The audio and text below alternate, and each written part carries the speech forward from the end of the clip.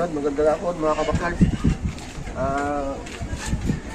Ngayon po pala, gagawin na naman ulit natin yung yung patapan ng mga natin dito sa pwedeng area natin. Kasi nagpapalit po tayo. Ito po yung mga nakasalang natin ngayon. Ayan yung ating mga nakasalang tatlong Bogtot po natin mga naka-finishing babae. At nakapagpa tayo ng mga isang ito po mga nakasalang po dito mga kabakal. Galing po lahat kay Sir B-Boy. Yung white version niya at saka yung pure beam. Saka ito po balimbot po sa kanya to. Itong isa na to. Yung sa ating broadcast.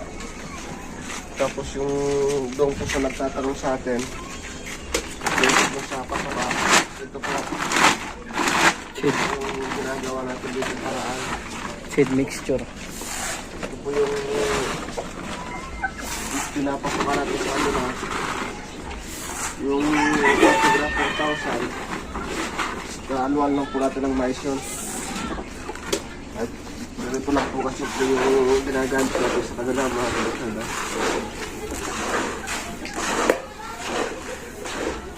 Ano po lang, mimikos mo lang po lang bagya o ayan o, ito na yung kakain nila yan kasi naubusan na po tayo nung ginawa natin nung isang araw. Ngayon bumila na naman tayo ng bago. Ito lang po yung ginagamit natin patuka sa breeding natin sa mga nakasali natin.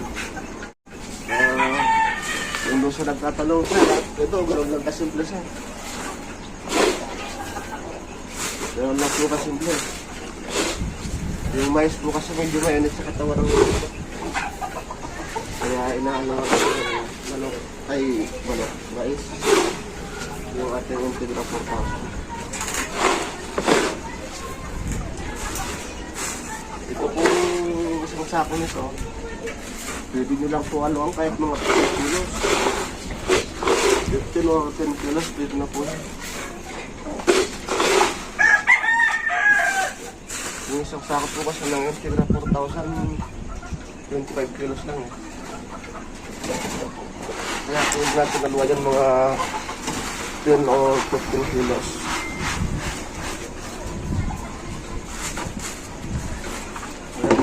Tingnan nyo yung nagawa natin, no?